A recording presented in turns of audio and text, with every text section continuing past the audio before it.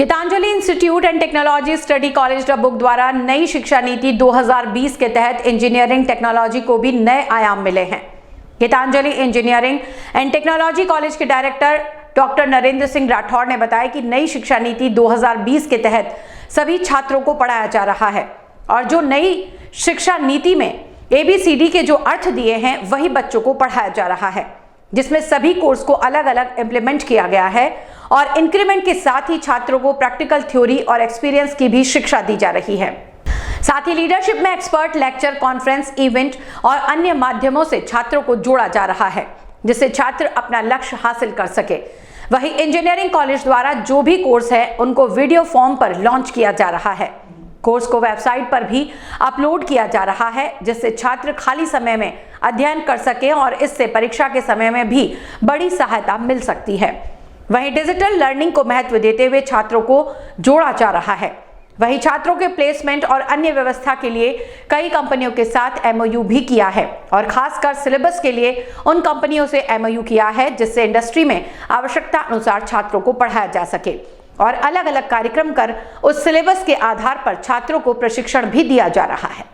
New education policy 2020 के तहत एक इंजीनियरिंग एंड टेक्नोलॉजी को एक अलग आयाम दिए गए हैं। आप सबको मालूम ही है कि ये अब 2020 में इम्प्लीमेंट करने के लिए एक ड्राफ्ट हमारी पार्लियामेंट ने अप्रूव किया था। उसमें कोशिश ये की गई है, उसी को हमने मद्देनज़र रखते हुए हमने कार्यक्रम शुरू किया है।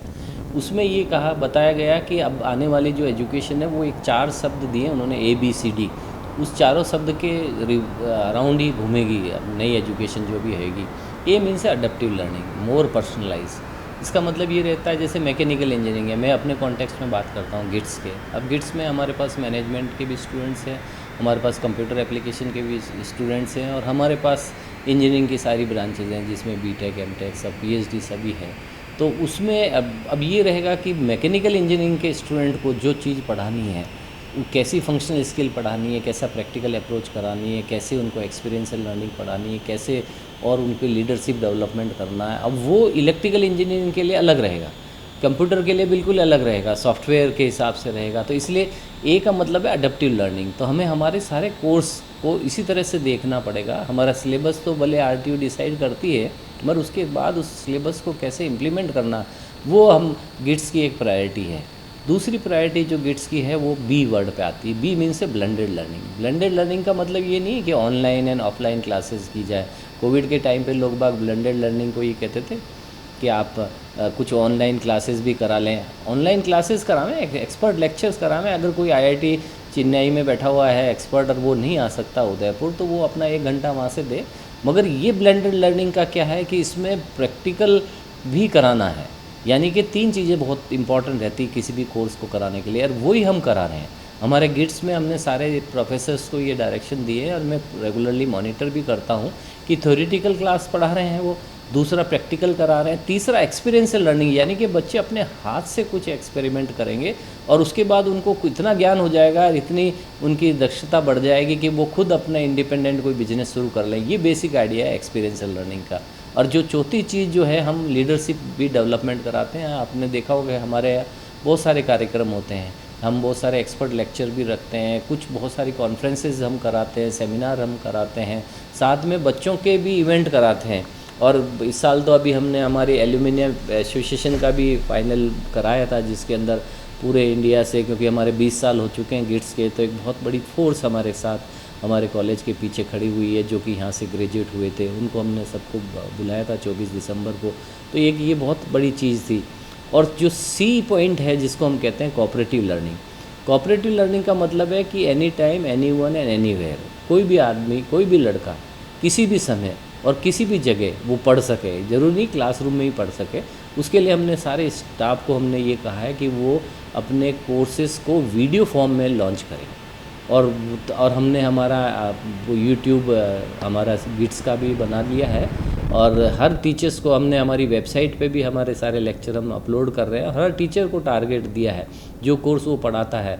अगर कोई टीचर पढ़ा रहा है अब इंटरनेट ऑफ थिंग्स IoT को पढ़ा रहा जैसे कंप्यूटर में, तो वो IoT के बेसिस क्या है, फंडामेंटल क्या है, थ्योरी क्या है, प्रैक्टिसेस क्या है, उन सब को वीडियो के फॉर्म में लेके और उसको लॉन्च करें, जिससे कि बच्चा कहीं पे कैंटीन में भी बैठा हुआ है, लॉन में बैठा हुआ है, धूप में, अभी सर्दियों में जब क्लासेस नहीं होती तो हमारे बच्चे लॉन में बैठ जाते हैं, तो उस समय अगर उनको देखना है तो वो और ज्ञान प्राप्त कर सकता है। एग्जामिनेशन के टाइम पे आपने देखा होगा कि बिल्कुल रिहर्सल करनी पड़ती है बच्चों को, तो वो आधा घंटा भी है तो वो उनके पास अगर मोबाइल तो रहता ही है, तो उस समय वो देख सकते हैं क्लासरूम के बाहर कि क्या क्या चीज़ें हैं। तो वो हमने एक शुरुआत किया है कोऑपरेटिव लर्निंग, सारे टीचर्स को टारगेट दिया है और अगले साल तक मैं मानता हूँ कि जितना भी कोर्सेज हैं उन सब का हमारे पास एक डेटा बैंक बन जाएगा और इस तरह की वीडियो भी आ जाएगी।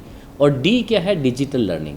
डिजिटल लर्निंग का एक बहुत बड़ा स्कोप है अब आने वाले समय में, और उसके लिए अब इस बार हमने हमारे यहाँ पर बजट भी अप्रूवल करा लिया है और कुछ तो शुरुआत पहले ही हो चुकी थी। उसमें एक बहुत बड़ा इंपॉर्टेंट चीज़ है आर्टिफिशियल इंटेलिजेंस का, machine learning and deep learning का।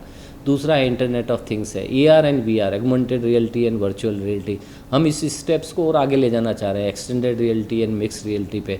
अब वो इसका एक स्पेशल पैकेज होता है कि एक अलग तरह का चश्मा होता है, स्टूडेंट उसको पहन लेते हैं और उसके बाद उनको जो भी ज्ञान लेना है किसी भी सब्जेक्ट मैटर का, उसका मॉड्यूल वो स्टार्ट कर सकते हैं और उनको ऐसा आभास होता है कि मैं खुद वो काम कर रहा हूँ। अगर वो IC इंजन में काम करना चाहता है तो उनको ऐसा लगेगा कि मैं IC इंजन के पास खड़ा हूँ और मैं उसके थ्रू देख रहा हूँ कि क्या स्पेसिफिक फ्यूल कंजम्पशन है और किस तरह से पॉल्यूशन हो रहा है, कैसे कंट्रोल करना है।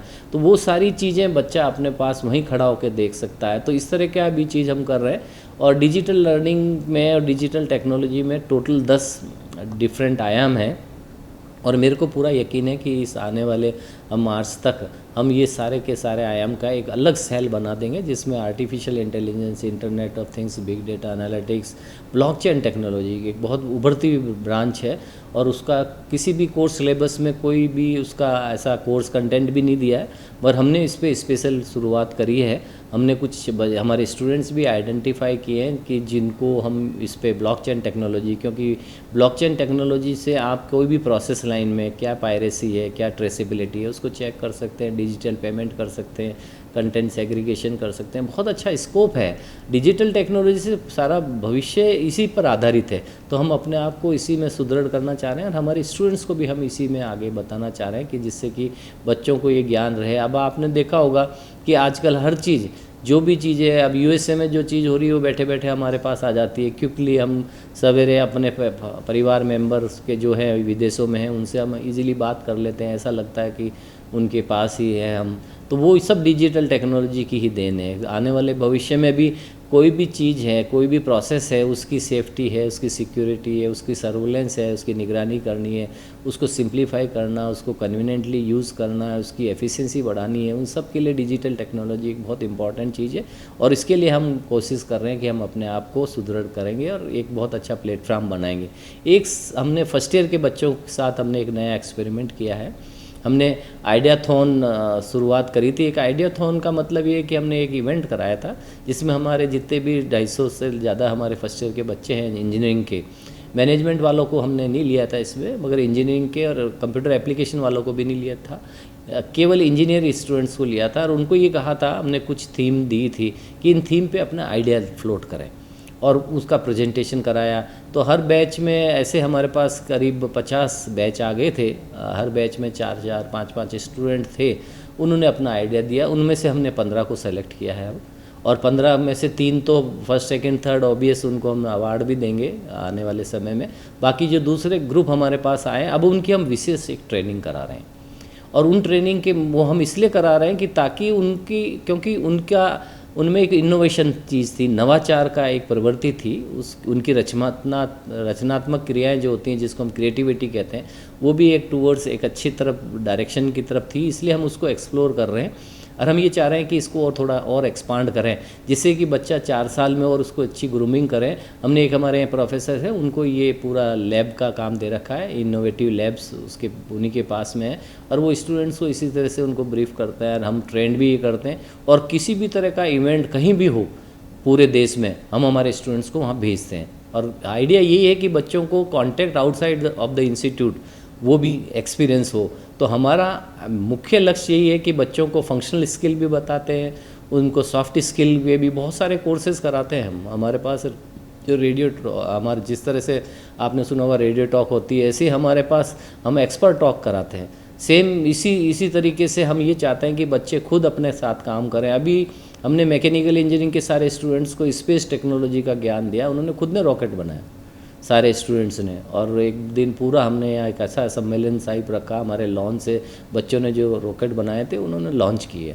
तो बेसिक यही है कि हम उनमें इनोवेटिवनेस और उनकी क्रिएटिविटी को कैसे बढ़ाया जाए और उनको कैसे उद्यमी बनाया जाए। हम ये चाहते हैं कि हमारे स्टूडेंट्स जॉब के लिए इधर उधर नहीं धक्के खाएं और वो अपना खुद का जॉब बिजनेस शुरू करें और बच्चों को, दूसरे बच्चों को भी वो जॉब दें।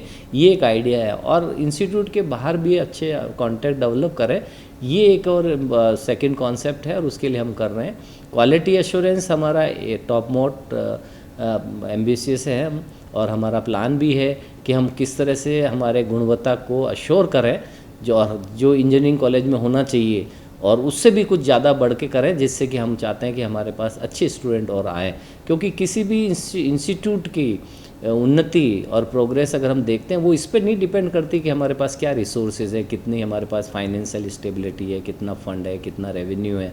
उससे ज़्यादा ज़रूरत पड़ती है हमारे को ये देखना पड़ता है कि हमारे पास कितने अच्छे स्टूडेंट हैं, कितनी अच्छी फैकल्टी है, कितनी अच्छी नॉन टीचिंग स्टाफ है और किस तरीके से हम टाइम का सदुपयोग करते हैं और किस तरह से हम बच्चों को उनके सर्वांगीण जितना जो इंटीग्रेटेड अप्रोच होती है कि उनका सारा का सारा उनकी उन्नति हो, उसको हम ध्यान में रख के हम काम कराते हैं। तो मेरे को पूरा यकीन है कि आने वाले समय में गिट्स एक बहुत अच्छा कॉलेज बन के उभरेगा, क्योंकि हमने बहुत प्रोएक्टिवली शुरू कर दिया है न्यू एजुकेशन पॉलिसी 2020। इसी के अंतर्गत मैं आपको एक और बताना चाहता हूं कि हमने एक कॉन्सेप्ट और शुरू किया। ज़्यादातर इंजीनियरिंग कॉलेज जो करते हैं वो स्टूडेंट रेडी पे काम करते हैं। रेडी का मतलब है रियल टाइम एक्सपीरियंशियल लर्निंग और एंटरप्रेन्योरशिप अवेयरनेस डेवलपमेंट, वो कहलाती है रेडी। स्टूडेंट रेडी के बच्चों को इस तरह से तैयार किया जाए कि वो एक्सपीरियंस लर्निंग सीखे और कुछ अपने उनकी जो नवाचार है उनको आगे बढ़ाएं। हमने एक नया कॉन्सेप्ट शुरू किया है,